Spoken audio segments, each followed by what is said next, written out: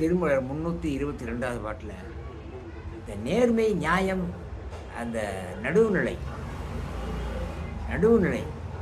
நீதிபதி உதாரணமாக நீதிக்கு வந்து இந்த 2 தராசு இருக்கிறவங்க காமிப்பாங்க, 2 சமம்பரம் கண்ணம்மா கட்டியிருப்பாங்க நீதி தேவதைக்கு. என்ன சொல்கிறாருன்னா, ஒரு நடுவுநிலை இருப்பவர்கள் ஞானிகளாக இருப்பார்கள். நடுவுநிலை எந்த வகையிலையும் தன்னுடைய பாதையை விட்டு பிசகாமல் இருக்கிறவங்க யார்? ஞானிகள்.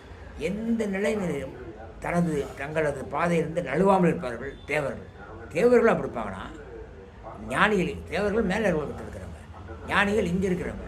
இவங்க 2 பேரோடு சேர்ந்து நானும் நடுவுநிலை மாறாமல் இருந்தேன். நடுவுநிலை மாறாமல் இருப்பவர்கள் சிவத்தின் சொரூபம். இந்த ஏற்கனவே 321வது பாட்டை சொல்கிறார்.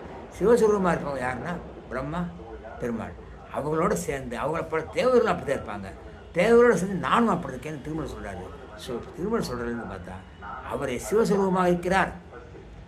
ஒவ்வொரு பாட்டாக வருஷத்துக்கு ஒரு பாட்டாக 3000 பாட்டு இருந்தாருன்னு. அப்போ சிவஸ்வரூபம் இல்லையா? சப்ஸ்கிரைப் பண்ணி லைக் பண்ணி சேர்ந்து